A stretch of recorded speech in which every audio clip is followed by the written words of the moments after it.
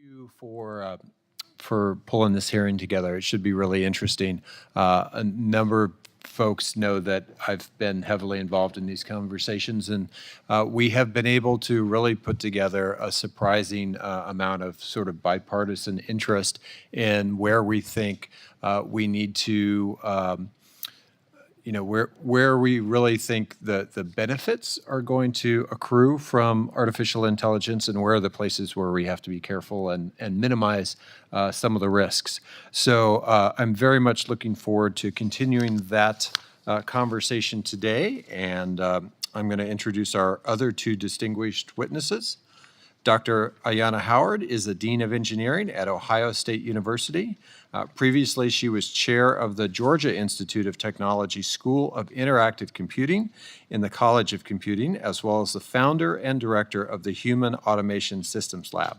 Her career spans higher education, NASA's Jet Propulsion Laboratory, and the private sector.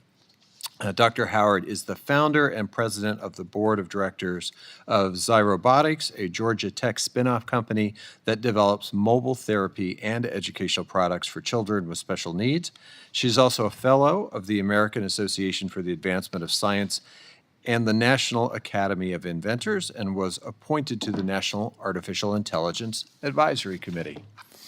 Dr. Jennifer Giso is director of the Center for Computing Research at Sandia National Laboratories, where she stewards the center's portfolio of research from fundamental science to state-of-the-art applications.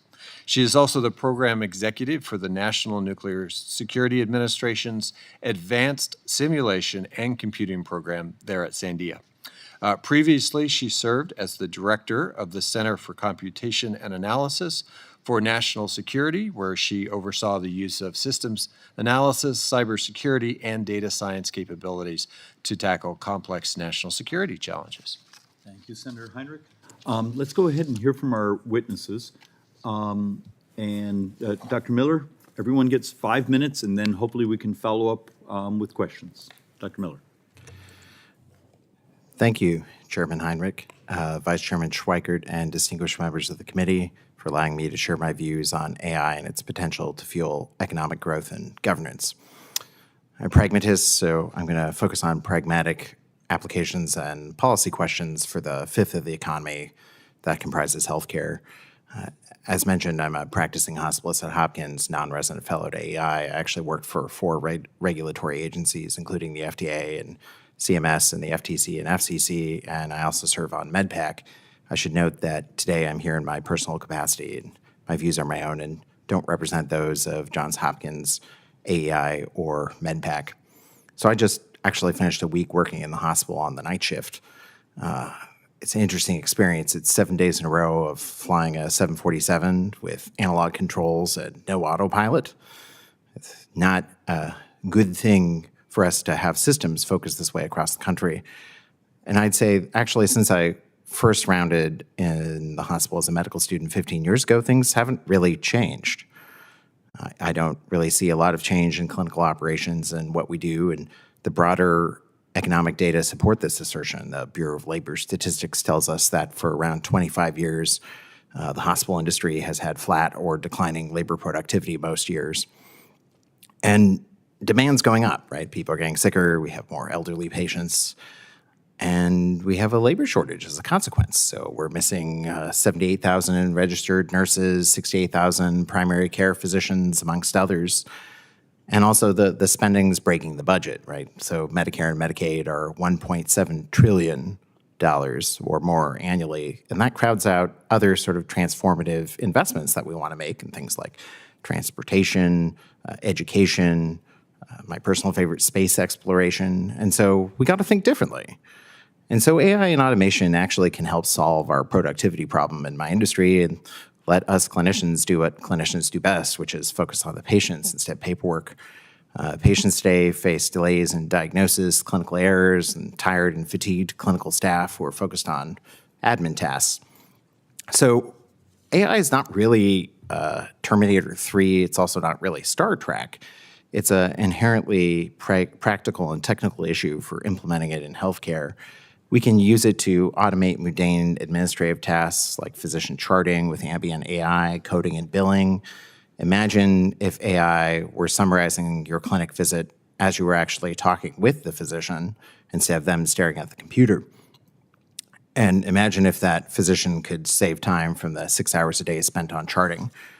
This is actually being tested today, and my colleagues at other hospitals are part of these pilots. It can also augment clinical labor. It could assist with mammography interpretation, melanoma diagnosis, improving efficiency and accuracy, identifying areas of concern in advance of physician review.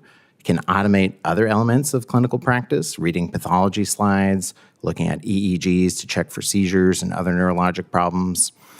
And then a lot of folks are really worried about the labor impact. And I have to say that with the average day for a primary care physician estimated at 26.7 hours, if they complete all the tasks they're supposed to, there's plenty of room for us to have software and automation pick this up. For consumers, the win is huge.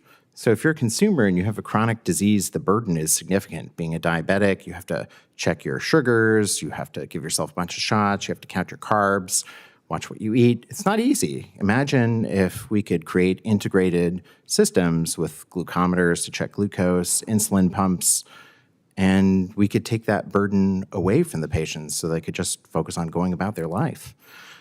From a policy perspective, we have to be careful not to overregulate. So right now, this is, and I'm a car guy, this is like putting airbags in cars in 1920 if we go too far.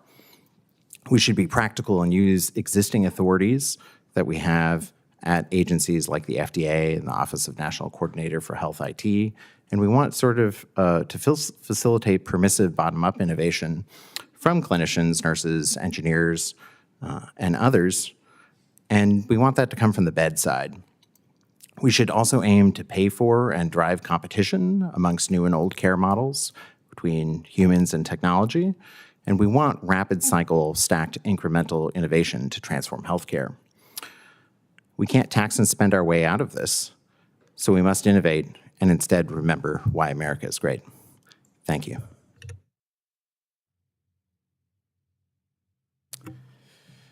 Chairman Heinrich, Vice Chairman Schweikert, members of the committee. Thank you for the invitation to participate in this important hearing on artificial intelligence and its potential to fuel economic growth and improve governance. My name is Adam Thier, and I'm a senior fellow at the R Street Institute, where I focus on emerging technology issues. I also recently served as a commissioner on the U.S. Chamber of Commerce Commission on Artificial Intelligence, Competitiveness, Inclusion, and Innovation. Today, I will discuss 3 points relevant to this hearing. First, AI and advanced computational technologies can help fuel broad-based economic growth and sectoral productivity, while also improving consumer health and welfare in important ways. Second, to unlock these benefits, the United States needs to pursue a pro-innovation AI policy vision that can help bolster our global competitive advantage and geopolitical security. Third, we can advance these goals through an AI opportunity agenda that includes a learning period moratorium on burdensome new forms of AI regulations. I will address each point briefly, but I've included 3 appendices to my testimony for more details. AI is set to become the most important general-purpose technology of our era, and AI could revolutionize every segment of the economy in some fashion. The potential exists for AI to drive explosive economic growth and productivity enhancements. While predictions vary, analysts forecast that AI could deliver trillions in additional global economic activity and significantly boost annual GDP growth. This would be over and above the $4 trillion of gross output that the U.S. Bureau of Economic Analysis says that the digital economy already accounted for in 2022. But what really matters is what AI means to every American personally. AI is poised to revolutionize health outcomes in particular. AI is already helping with early detection and treatment of cancers, strokes, heart disease, brain disease, sepsis, and other ailments. AI is also helping address organ failure, paralysis, vision impairments, and much more. The age of personalized medicine will be driven by AI advancements. AI can help make government more efficient as well.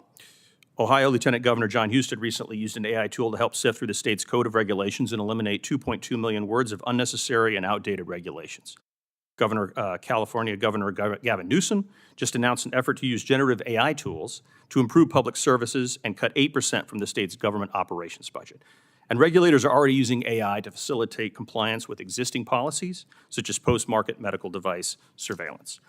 AI also holds the potential to achieve administrative savings for federal health insurance programs, or better yet, reduce the number of people dependent on them by identifying and treating ailments earlier. There's an important connection as well between AI and broader national objectives. A strong technology base is a key source of strength and prosperity, so it is essential we do not undermine innovation and investment as the next great technology race gets underway with China and the rest of the world. Luckily, U.S. innovators are still in the lead. Had a Chinese operator launched a major generative AI model first, it would have been a veritable Sputnik moment for America. Still, China has made its imperial ambitions clear with the goal to become a global leader in advanced computation by 2030, and it has considerable talent, data, and resources to power those ambitions. Experts argue that China's whole-of-society approach is challenging America's traditional advantages in advanced technology. We therefore need an innovation policy for AI that will not only strengthen our economy and provide better products and jobs, but bolster national security and allow our values of pluralism, personal liberty, individual rights, and free speech to shape global information markets and platforms. If, by contrast, fear-based policies impede America's AI developments, then China wins. To achieve these benefits that AI offers and meet the rising global competition, America needs what I call an AI opportunity agenda. An AI opportunity agenda begins with reiterating the freedom to innovate is the cornerstone of American technology policy and the key to unlocking the enormous potential of our nation's entrepreneurs and workers. As part of this agenda, Congress should craft a learning period moratorium on new AI proposals, such as AI-specific bureaucracies, licensing systems, or liability schemes, all of which would be counterproductive and undermine our nation's computational capabilities. In addition, this moratorium should consider preempting burdensome state and local regulatory enactments that conflict with our national AI policy framework. Next, Congress should require our government's existing 439 federal departments and subdepartments to evaluate their current policies towards AI systems with two purposes in mind. First, to ensure that they are not overburdening algorithmic systems with outdated policies, and second, to determine how existing rules and regulations are capable of addressing the concerns that some have raised about AI. Taking inventory of existing rules and regulations can then allow policymakers to identify any gaps that Congress should address using targeted remedies. Finally, an AI opportunity agenda requires openness to new talent and competition. Experts are finding that with a talent war brewing between the U.S. and China, China is moving ahead in some important ways, and we must take steps to attract and retain the world's best and brightest. In sum, America's AI policy should be rooted in patience and humility instead of a rush to overregulate based on hypothetical worst-case thinking. We're still very early in the AI life cycle. There's still no consensus on even how to define the term, let alone legislate beyond establishing definitions. I thank you for holding this hearing and for your consideration of my views. I look forward to any questions you may have.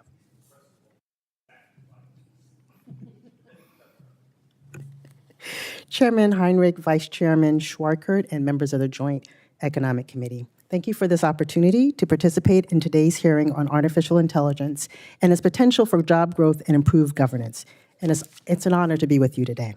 My comments in this testimony are focused on the national importance of AI literacy and its role in augmenting the current and future workforce talent pool, as well as the government's role in enabling this to happen. While demographics of the U.S. are changing, these changes are not reflected in the diversity of students pursuing degrees related to AI, engineering, and computer science. According to the 2023 World Economic Forum Future of Jobs report, AI continues to shift the skills that are needed within the workforce, in some cases creating new jobs, augmenting old jobs, and eliminating other jobs. AI talent shortage is thus not just a U.S. problem. Buying outside talent is thus no longer a viable option to solve this issue. Too often, though, we disregard our untapped talent pools. Organizations tend to over-index on hiring new talent with needed skills versus upskilling their current workforce. As an educator, I have witnessed bright students whom, because of gaps in their high school curricula, leave the engineering major because they struggle when they take their first discipline-specific engineering course. Yet, when we have instituted enrichment programs, such as Preface and Accelerate in the College of Engineering at Ohio State, we have seen quantifiable growth in student retention and graduation rates in engineering.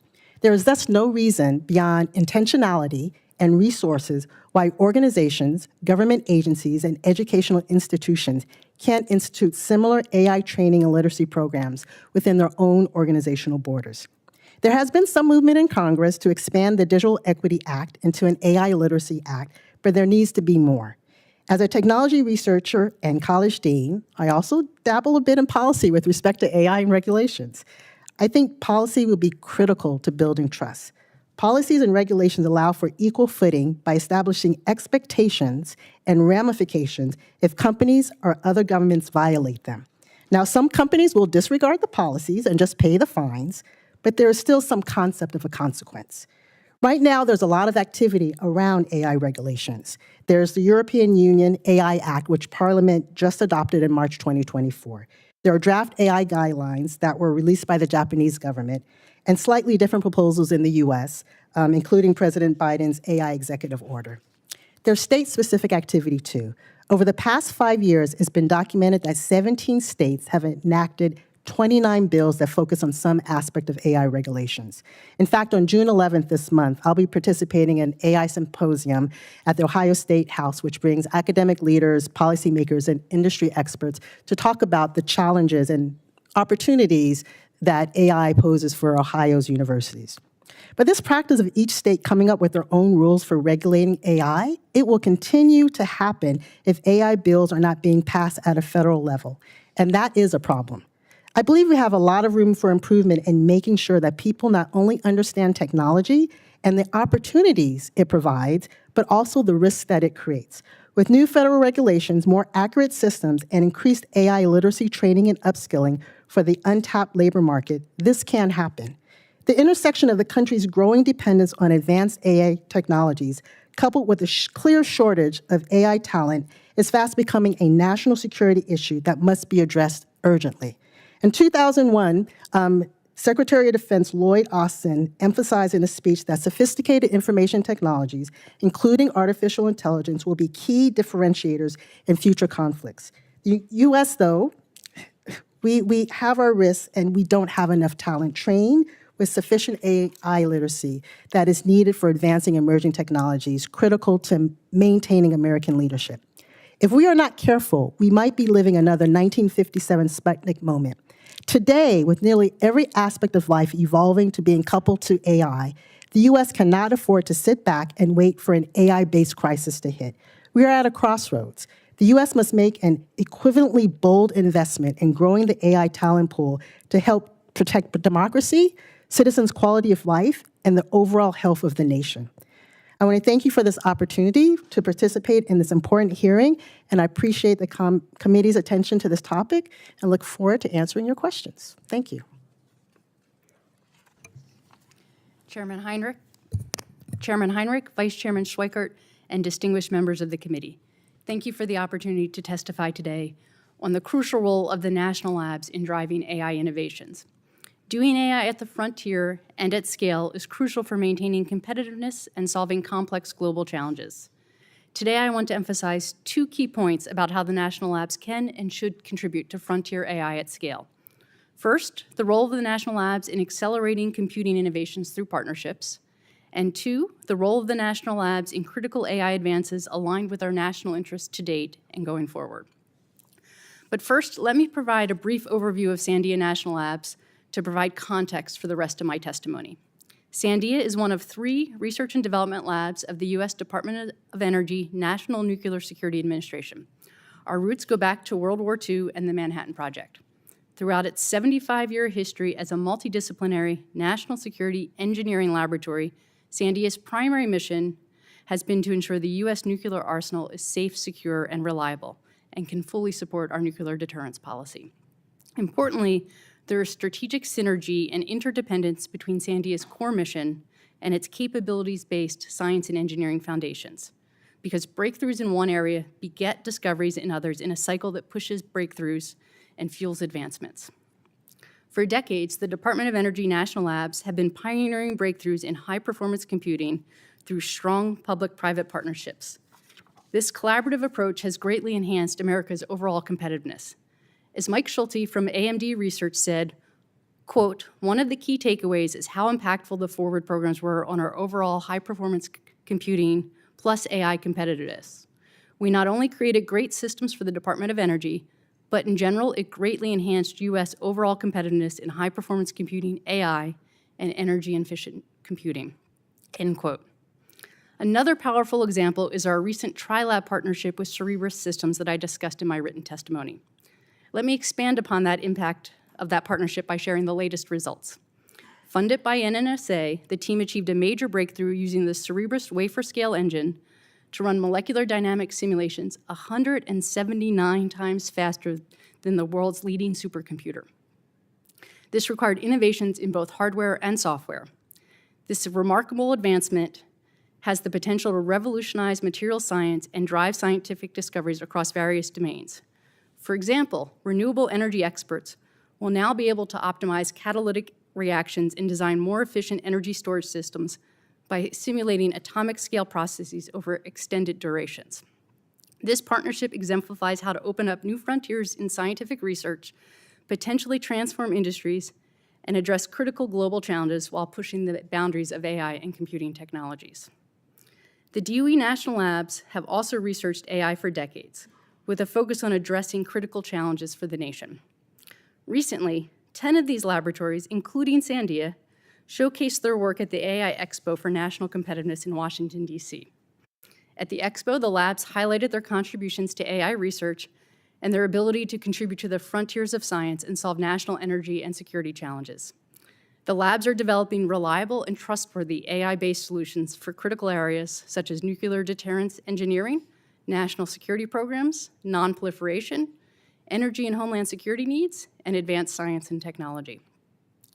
Pushing AI to the frontier and scaling it through the Department of Energy's Frontiers of AI for Science, Security, and Technology initiative, known as FAST, will maintain U.S. competitiveness and solve global challenges. The National Labs' long history driving computing innovations, coupled with our strategic AI research focused on key applications, makes DOE and the labs invaluable partners for realizing AI's full potential through secure, trustworthy, and high-performance systems. In New Mexico, we are working with our premier institutions and industrial partners in the state to finalize the New Mexico AI Consortium. This consortium seeks to transform the landscape of AI research, cultivate a skilled workforce, and build a robust infrastructure to support cutting-edge AI research, education, and commercialization in the state. By harnessing the lab's capabilities through academic and industry partnerships, we can lead the world in AI while safeguarding our national interests. I welcome discussions on how we can work together on this critical imperative. Thank you for convening the hearing, and I look forward to your questions. Thank you, Vice Chairman Schweikert. Dr. Giso, as you talk in your testimony, national labs like Sandia have historically played an important role in innovation and technology development.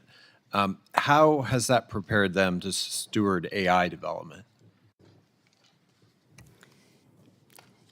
The national labs, when it comes to AI development, one, we have a history of working in AI, in the algorithms. Our work in advancing computing technologies has been focused on supporting the simulation missions and the science the labs have, but we can also have been using that computing power to start pushing large-scale AI. We also, in the national labs, actually have the free world's largest scientific workforce and the unique data sets that science has. Yeah. So for instance, ChatGPT and other types of large language models are built on the corpus of knowledge that's in the internet. Right. We know that we can build much more exquisite and impactful models if we train them on the exquisite science data that we have in the Department of Energy. And we look forward to using that data to build models that can transform how we do science to solve our challenges. Can you explain a little bit of that? Because there is a tendency among some of our colleagues to think of AI now just as a really elegant chatbot, something that can respond back with, with language that you would be hard pressed to know whether it was a human or not on the other side. But when you take a large language model and you put it on top of some of these foundational science models, so that you can use language as the basically to coach new science, new alloys, new molecules, new pharmaceuticals out of these foundational models, you get really powerful combinations. Can you talk about the opportunities there a little bit? I'd be happy to discuss those opportunities because I think, we have the large language models that are trained on language, visual arts, other popular media. We now need to train physics models. We need to train them on chemistry data. And these models will help us be able to make connections in the science data that today, I'm a chemist by training. I was trained to read the scientific literature, comb through the data, spend years trying to make sense of the world around me, make a hypothesis, design experiments to test my hypothesis, and iterate. Right. Well, if we can train a chemistry AI model, I have my own student intern right there with all of the world's chemistry knowledge, or at least the trusted chemistry knowledge encoded in it, and we can use that to make science go much faster and to make connections that no human is ever going to make, right? And so we're already seeing this in materials discovery. Yeah, material science in particular is just an incredibly slow, painful, like long-term endeavor in the normal course of how we do science. And I think this is really going to change that dramatically. We heard a little bit about the importance of labor and workforce in having maintaining our advantages in AI, but you mentioned something else, which is data. Talk a little bit about what the unique data sets that we have at places like our national labs, within our agencies, and how some of that, and for that matter, data curation, the importance of data curation, how that gives us a leg up over some of our competitors as well. Yeah, the data is really at the heart of AI, right? And we have data, both open science data, the Office of Science Laboratories, the national labs broadly do science to advance the public interest. And so most of the science data we have is public. But we, as the scientists that discover and produce that data, know how to interpret it and how to curate it to make it AI ready and to be able to use it to build these models.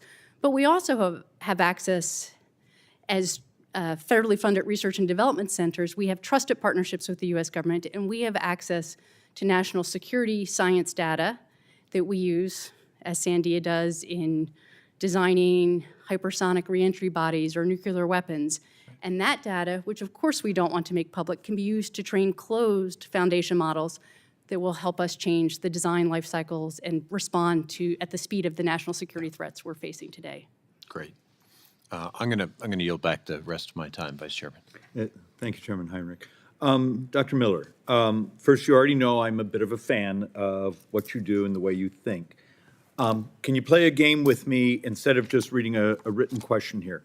I come to you, you get to use the full power of what you believe exists today and is going to exist over the next year. How could you revolutionize medicine? How could you revolutionize the cost? How could you revolutionize making people well and the morality of ending and providing cures? A couple answers. One, if you had high blood pressure, we have software that could titrate the medications for you. You could do that at home. You could send me a message. I could talk with you about exercise. And in fact, software, in theory, could titrate lots of medications for lots of common conditions. You wouldn't even have to necessarily leave your house to see me.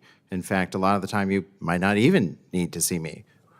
And then see me for acute concerns. You could automatically have your clinical preventive services ordered, right? You could have your colonoscopy ordered, if relevant, a PSA to check for prostate cancer. So a lot of care could occur not just outside the walls of the clinic, but also even outside needing to see a physician. And then let's say you had a condition and you had to do a prior authorization, which my colleagues and I don't particularly enjoy doing. Imagine if the first layer of approval, a review, and then approval were automated and in near real time. You know, we have that piece of legislation. So, Doctor, within that scope, you have the data off my wearables, my breath biopsy, whatever it may be.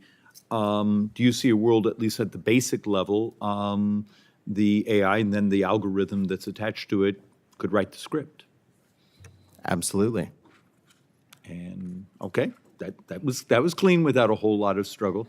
Dr. Howard, this is a little bit different, but and you need to correct me because I was listening to your discussion about okay, we need more people of variety who are writing AI and code. But in some ways, maybe I have the utopian vision of it provides access for more people to be able to do technology. Most people have no idea how to write an app, but they can use the app to do technical jobs. Is there in some ways that, yes, there may be this hierarchy of here's over here, my people writing code, doing those things, but over here, isn't this an empowerment for almost every American to do things that are much more complex? Yeah, it is. So when I define AI literacy, it's not about creating computer scientists or coders. It's about making every citizen understand how to interact with AI to do their jobs better. So it's allowing doctors to basically talk in their phone and it transcribe it into the actual records that can then be shared with other doctors. So Okay, that's really about it. That's a much more elegant way to phrase it. Ms. Thier, what's my GDP growth? What's my, I have a personal fixation on where we are demographically as a country. We're getting old very fast. We often don't want to talk about it. We have to be brutally honest, 100% of the calculated future debt for the next 30 years, interest, healthcare costs, and if a decade from now we backfill Social Security. It's demographics. What is your vision of AI, the growth, the labor substitution? Does it save us? Yeah, well, nothing can save us, but it can certainly make a major contribution towards the betterment of our government processes and potentially our debt. There's been various estimates, Congressman, on exactly how much AI could contribute to overall gross domestic product. The low end being something like at least 1.2% annually, but it goes up from there with one forecast for 15.7 I beg of you to be trillion. slightly louder. 1.2% annually GDP boost and 15.7 trillion potential contribution to global economy by 2030, according to another report. I have all this data in a supplement to my testimony. And again, the estimates vary widely. But the bottom line is that almost all economists, political scientists, and consultancies realize that this is a great opportunity.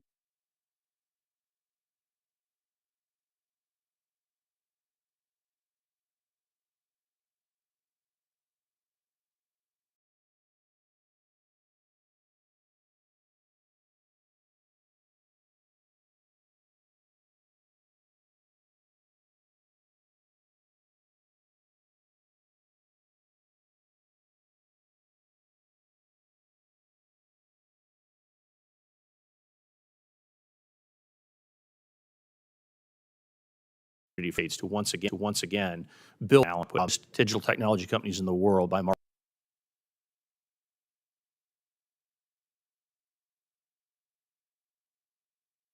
our American technology right. Thank you, Ms. Thier. All right, to our true AI expert, Mr. Byer. First of all, Mr. Vice Chairman, thank you very much for convening this. And so, Dr. Miller, in fact, I just got off a Zoom a couple of minutes ago with Dr. George Church at Harvard, who was explaining to me that he and his colleagues have built new microorganisms with DNA completely different on the planet. And because of that, the viruses don't work. They're completely immune for virus. And leads to the idea of making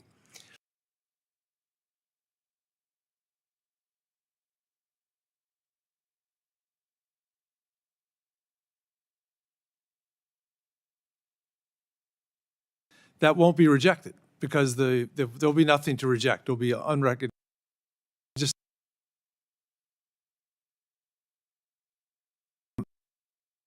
agencies like our front, but we have seen in the past that the introduction of new technologies in medicine hasn't necessarily improved things. You specifically talk about the absence of labor productivity growth in healthcare. The best example I can think of is EHRs, electronic health interoperability. Veterans Affairs and DOD have been fighting for years about how to bring them together. How do we acknowledge the 17 to 19% GDP on healthcare, like double of any other place in the world, and use AI to bring down those costs and bring labor productivity up? It's in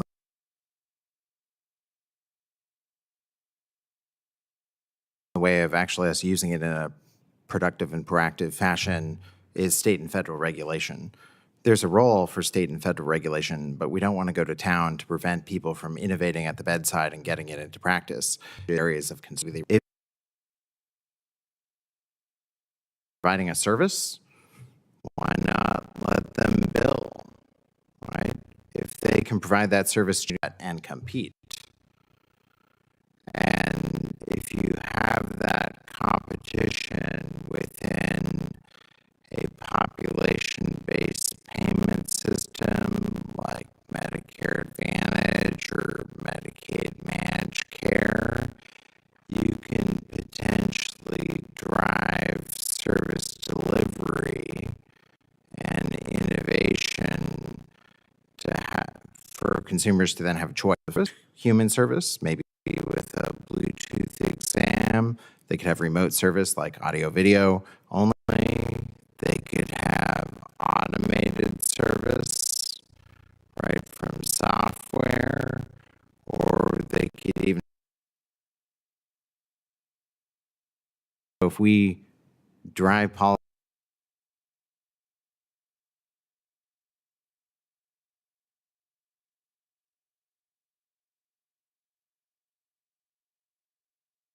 consumers that choice, that will improve labor productivity because the consumers will choose. Great. Thank you, Dr. Miller, very much. Mr. Thierer, your 10 principles to guide AI policy, you said it's equally important that lawmakers not demand that all AI systems be perfectly explainable in how they operate it. We had Secretary Becerra in here recently over at Ways, and he said,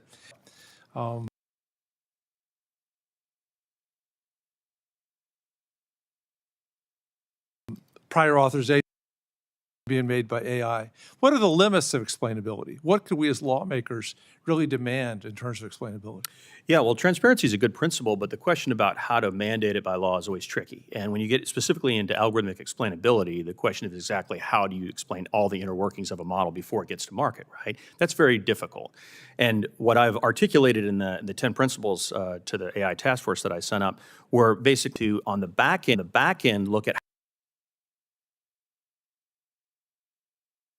to trying to micromanage and figure out how explainable they are, quote unquote. Because I think that's a fool's errand. I don't think that can be done efficiently without innovation. As we look at the output, actually. Right balance. But thank you for the principles. And Mr. Chairman, I'll yield back for the moment.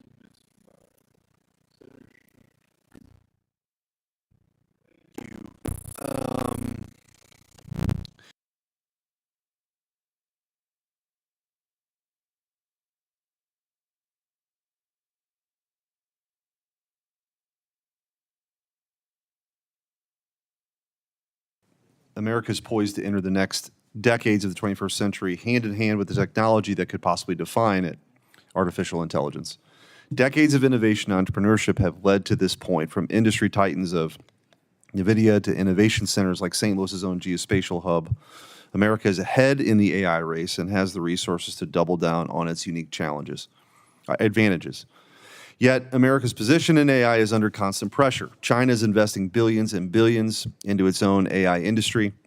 Some of this investment is for AI surveillance technology to export their malignant surveillance state abroad. There's no telling what could happen if China became the dominant player in the 21st century. I'm sure China is watching us, Europe is too, hoping that we bury our burgeoning AI industry in unnecessary regulation and lose sight of what got us in this position in the first place. The worst thing we could do in this race towards AI is stifle innovation by unleashing the bureaucrats and putting crippling regulations onto innovators. The EU has done this, and now Europe will now most likely be watching this race from the sidelines. Yet there have been rumblings here on Capitol Hill and fancy summits all over the world that the U.S. should overregulate this industry. This would only serve to hamstring our innovation and give China the keys to this amazing technology. I want to zero in on this because I think this is a common theme that we hear about as far as over-regulating, and I think the American way here is we're concerned about this. But I want to drill down on that a little bit, and maybe Mr. Thier, I'll start with you. What do we mean by that? Like, how would you define that? Colorado has passed some regulations that even their governor has questioned. And just using that as one example, what is it that we should be concerned about in this framework? Certainly. Thank you for the question. First of all, as of noon today, there are 754 AI bills pending across the United States of America. 642 of those bills are at the state level. That does not include all the city-based bills. Probably the most important AI bill that's passed so far is New York City. Not New York State, New York City. And so there's patchworks and then there's patchworks, right? And so the cumbersome nature of all those compliance rules added on top of each other, even if well-intentioned, can be enormously burdensome to AI innovators and entrepreneurs. So that's just one thing to note. The other thing to note is that there's been discussions about the idea of like overarching new bureaucracies or, you know, certain types of licensing schemes. I have no problem with existing licensing schemes as applied in the narrow focused areas where AI might be applied, whether it's medicine, you know, drones, driverless cars. But an overarching new licensing regime for all things AI is going to be incredibly burdensome. That's a European approach. We don't want that. And Senator, let me just say something about your China point, because this is really important. You know, we're here on June 4th. This is the 35th anniversary of the Tiananmen Square massacre.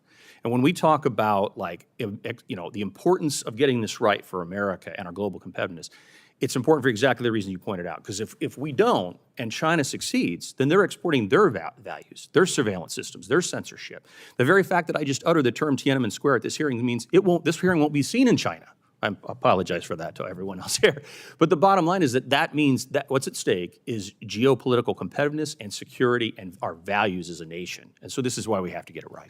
So it's interesting because when I was going to school, the idea was that the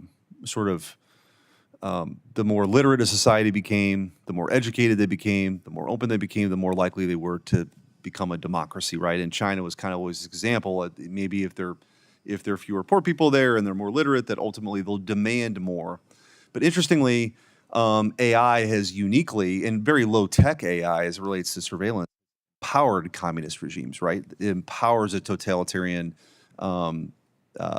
level of control that 30 years ago, I'm not sure anybody could really foresee. And that's certainly what they've capitalized on, to your point. And if people think that that is a way to maintain power, which has been the way of the world in many places, you're right. You know, they become the dominant player in this. I do want to just shift with a little bit of the time they have left.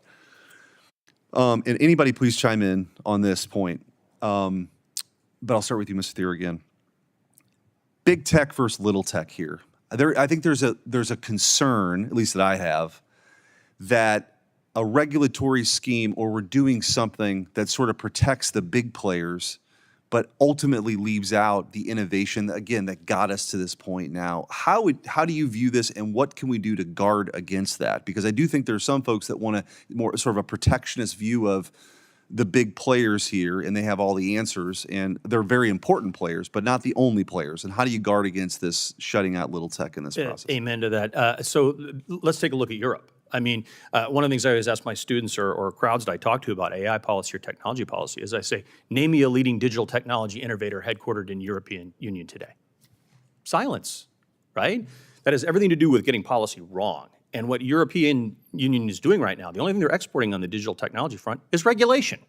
And basically that's all they've got left. And they're trying to regulate mostly large American tech companies. And so what's ironic about their regulatory regime is it was meant to sort of like keep things more in check and competitive, but there's only a handful of large technology companies that can comply with those rules and regulations.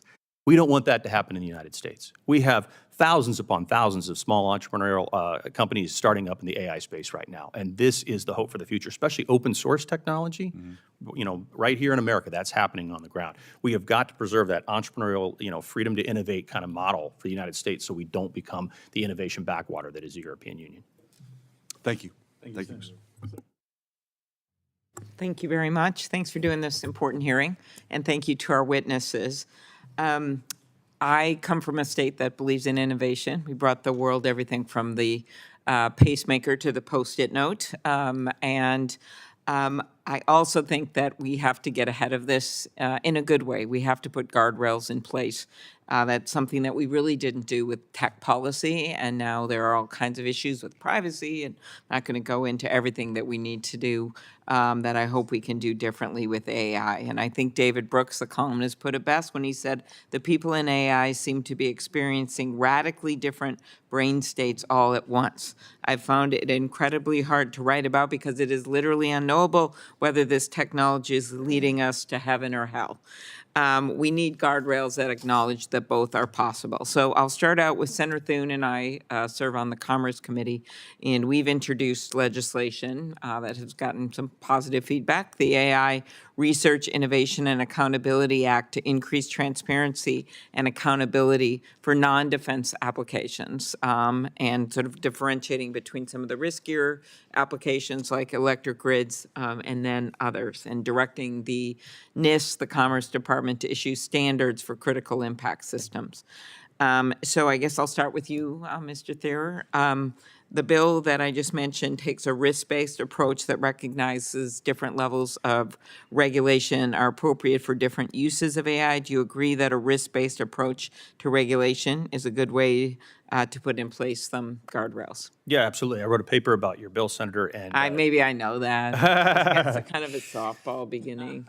Yes. well, I love building on the NIST framework, right? Because that exists, and it was a multi-stakeholder, widely agreed to set of principles for AI risk management. And so it's really good to utilize the sort of existing sort of regulatory infrastructure we already have and build on that first.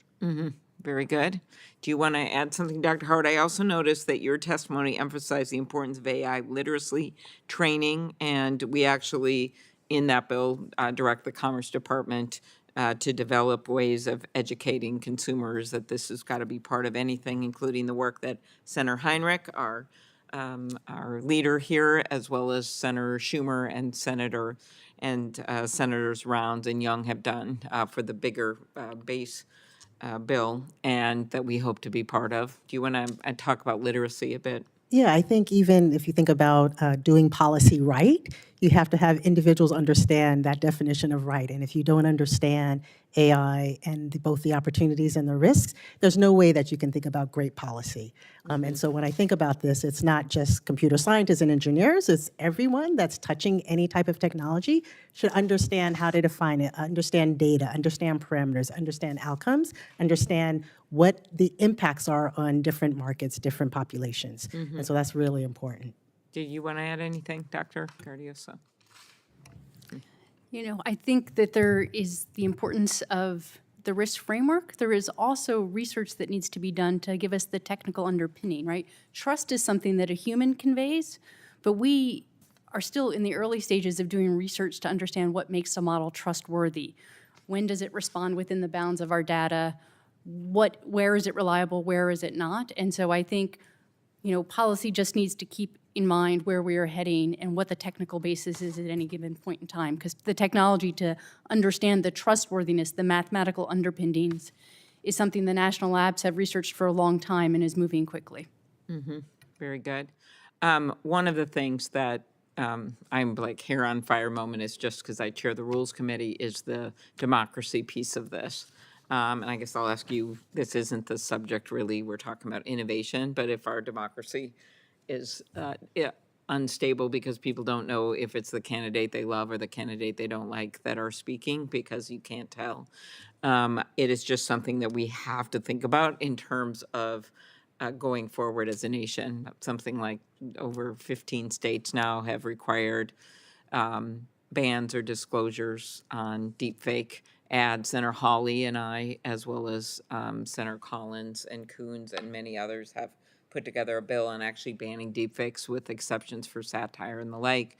Senator Murkowski and I have the bill that we lead on disclaimers. And I'm just really worried with federal elections that while states are doing things which is good, we don't preempt them on state ads, that we have to guardrail our democracy here so people know who they are hearing from. And I often get worried that some little disclaimer at the end, no one's going to really notice. Do you want to answer that?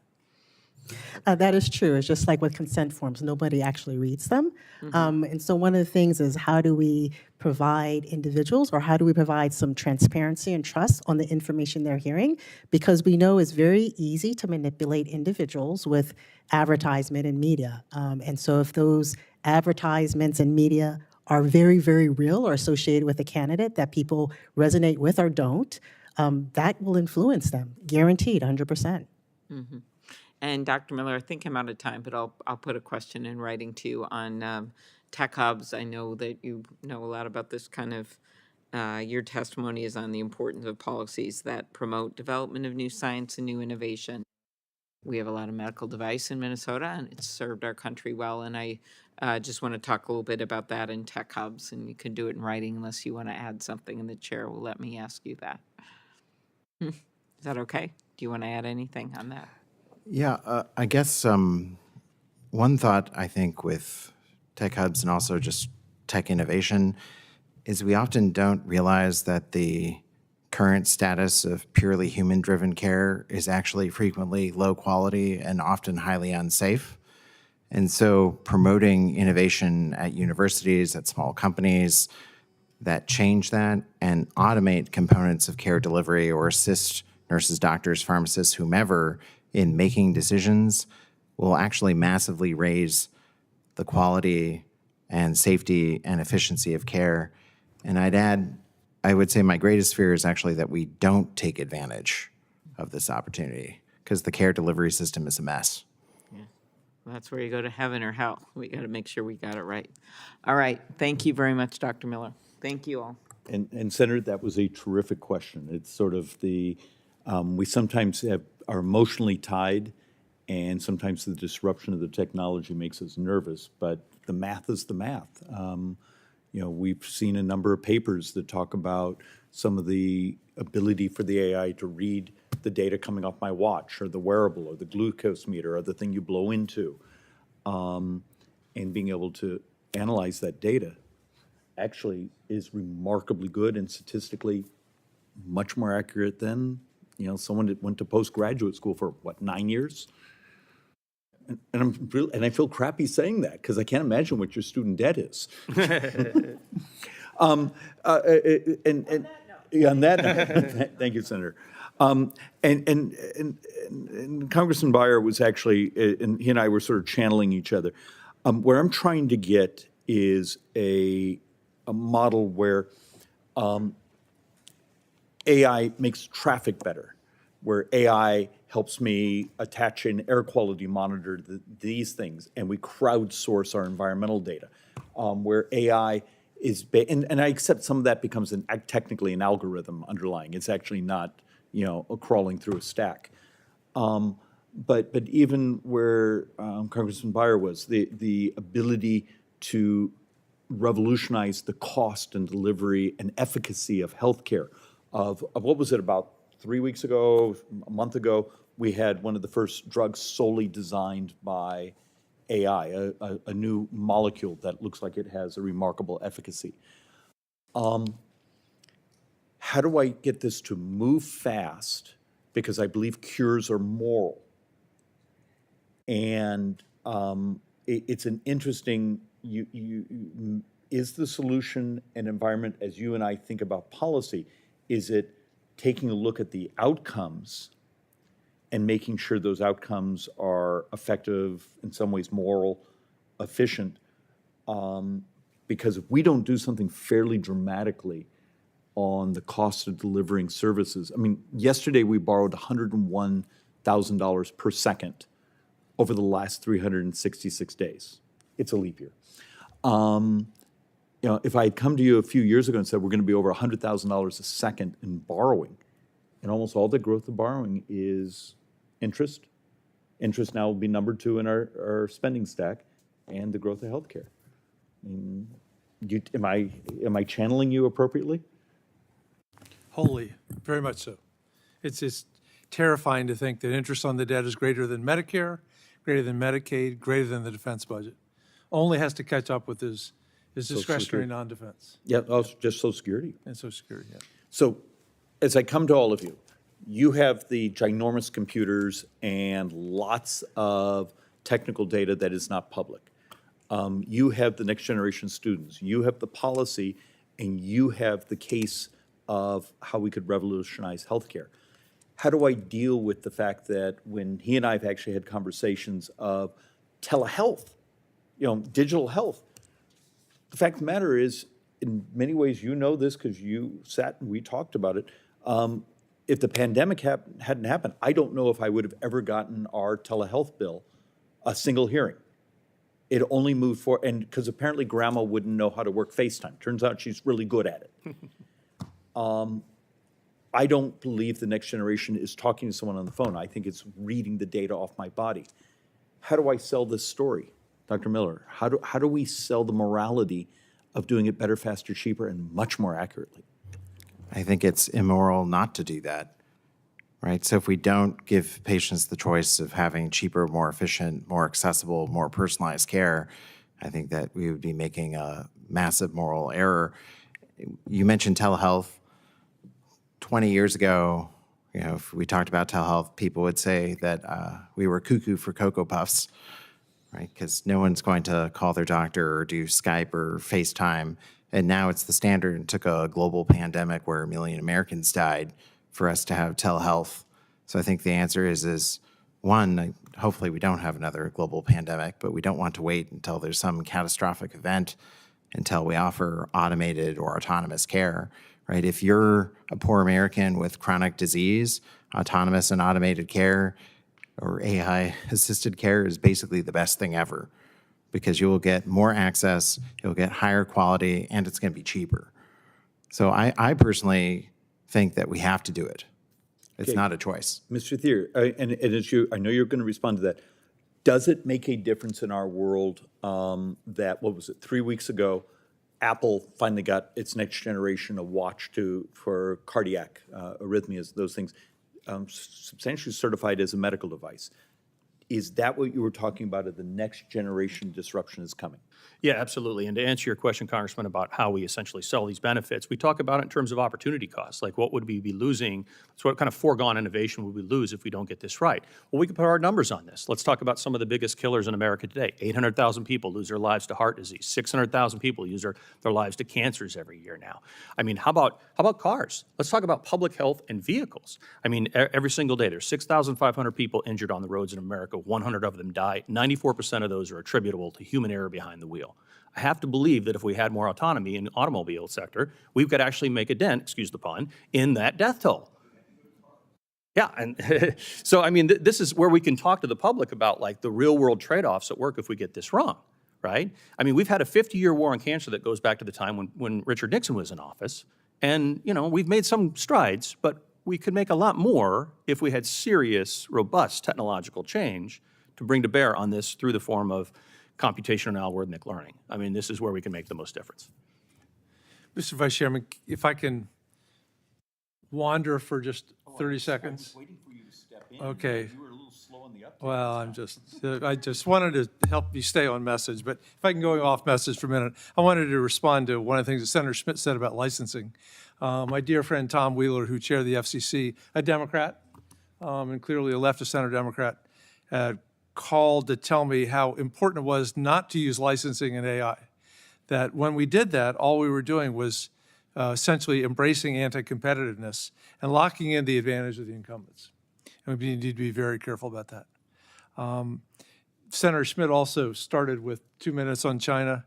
I also want to quote Martin Wolf, who was the editor-in-chief of Financial Times, saying, please don't give up. That 20 years of liberalization is too soon to tell. That sooner or later, the state motto of Virginia is Sic Semper Tyrannis, sooner or later the Chinese people are going to rise up.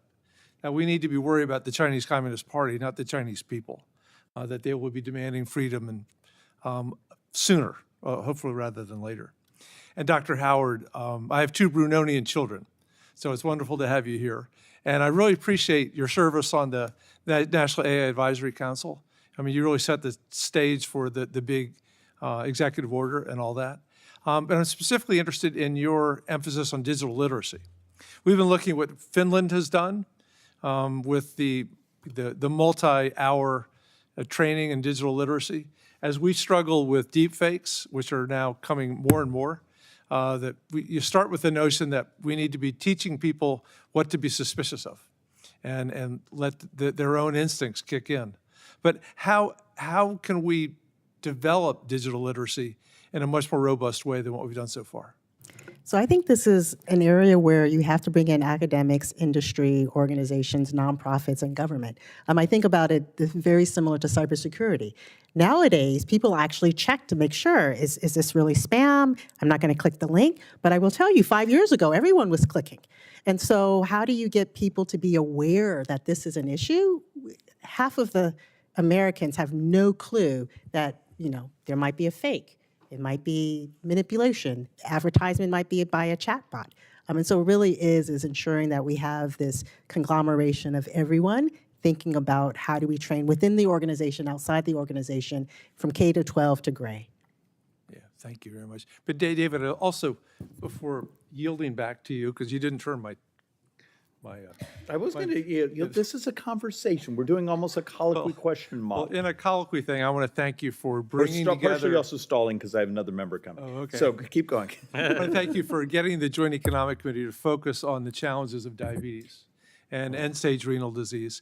We had the same type hearing a few months ago, and we've both been worried about the cost of dialysis. It took Mitch Daniels, former OMB director, et cetera, to do the math while we were sitting here and say 31% of our Medicare budget right now is just dialysis. Think about what he just said. 31% is Medicare, 33% is all healthcare. Is functioning diabetes. $260 billion a year. And now we have GLP-1 antagonists.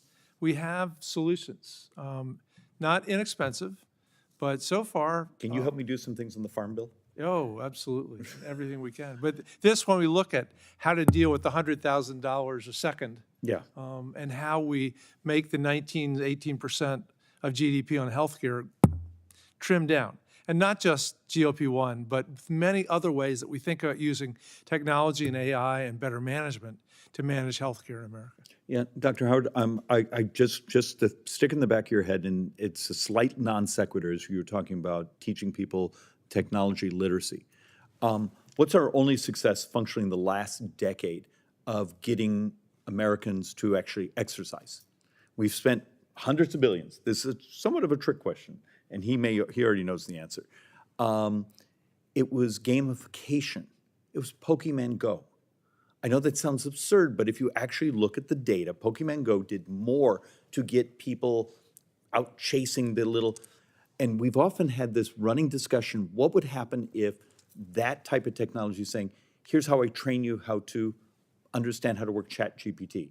The gamification of even down to healthcare and maintaining, if drug adherence is 16% of all US healthcare when I forget to take my statin, when I don't do those things. How do I make it so my pill bottle cap beeps at me, or those sorts of things?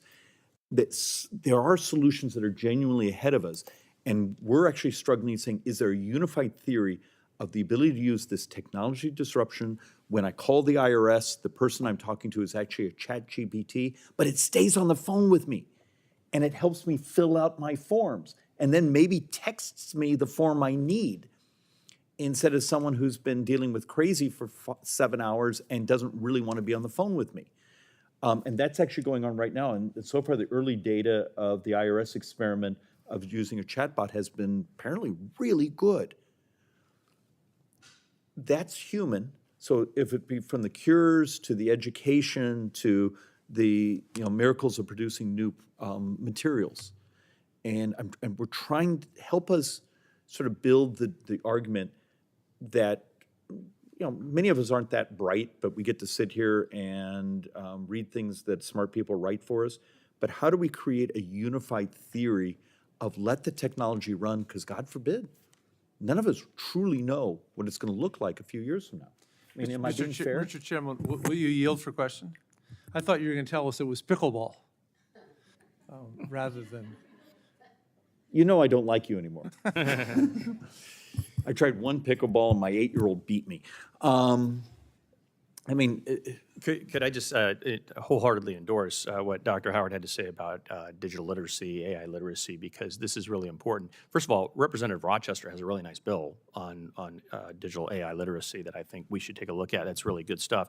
And when we talk about this, AI literacy, digital literacy, we're talking about, learning for life. No matter what kind of punches come at us, we can roll with those punches and figure out how to adapt when we know more about the technology. It's about building resiliency, societal and individual resiliency.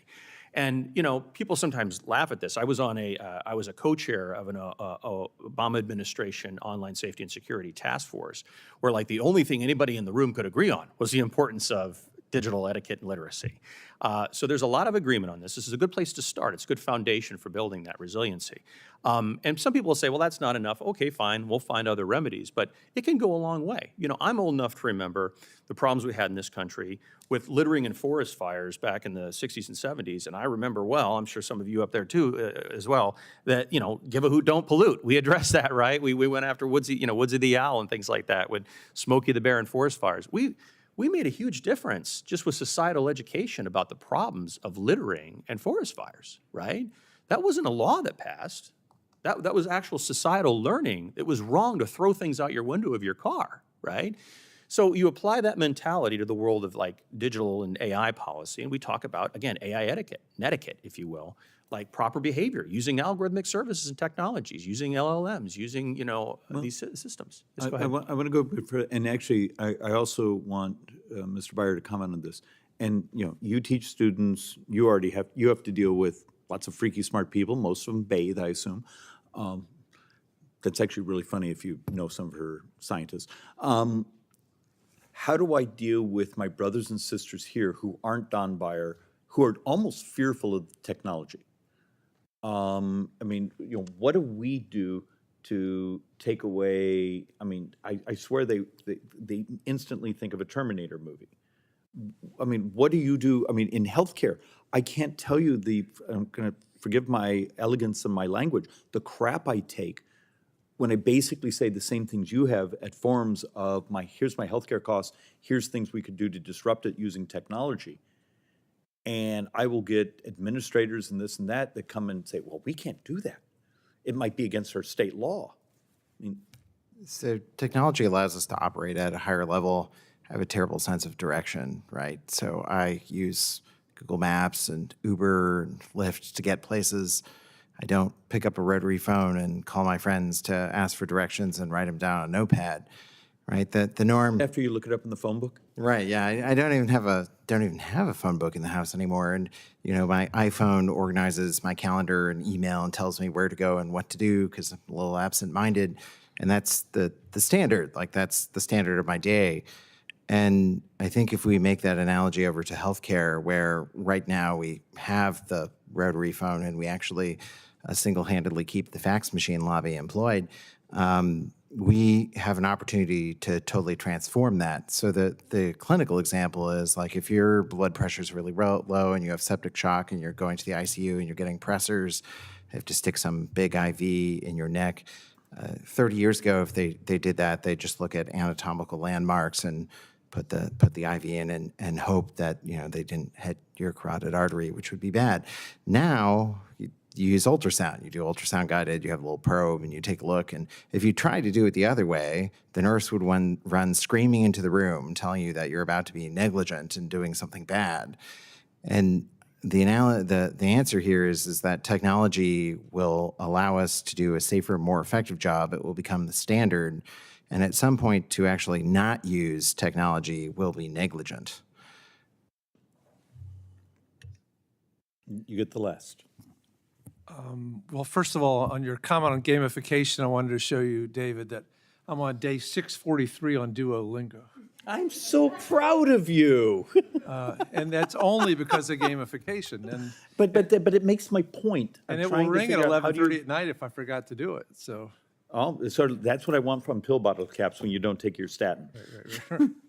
And Dr. Carrioso, I was very impressed with all of your testimony, but especially the notion that scientific machine learning, Sandia is fusing machine learning with scientific principles to solve scientific and engineering problems.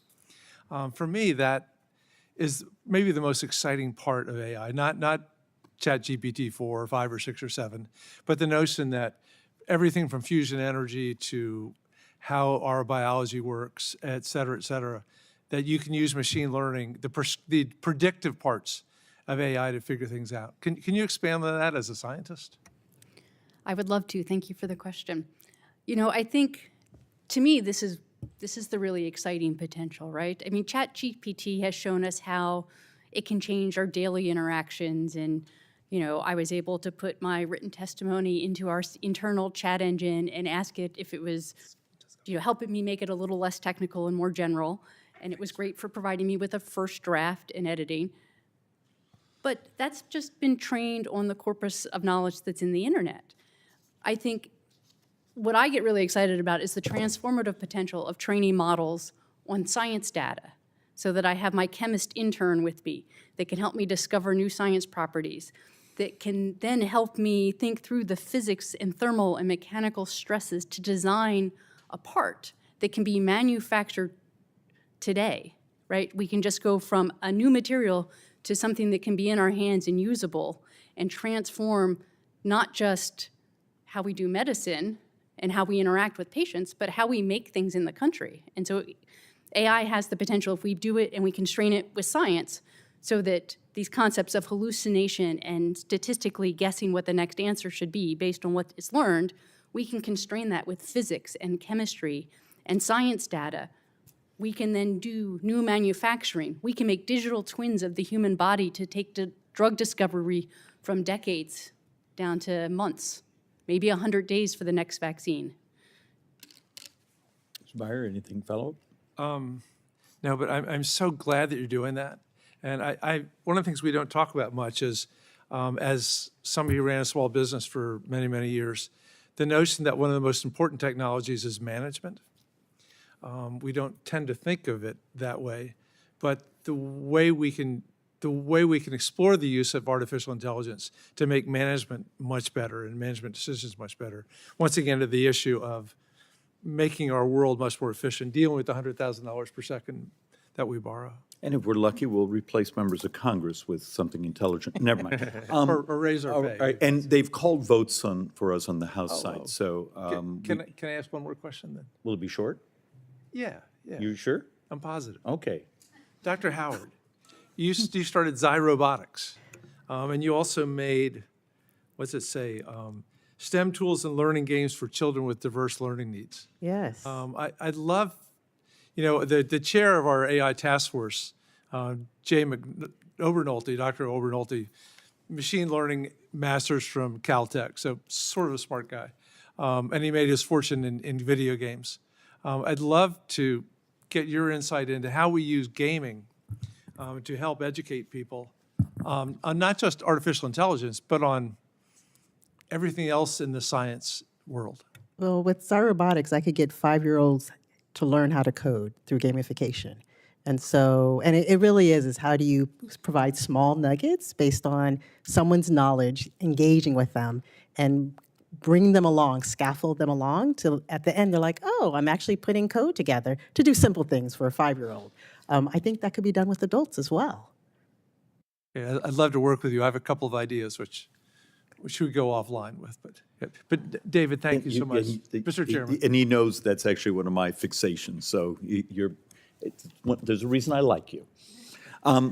Thank you for engaging in this hearing with us.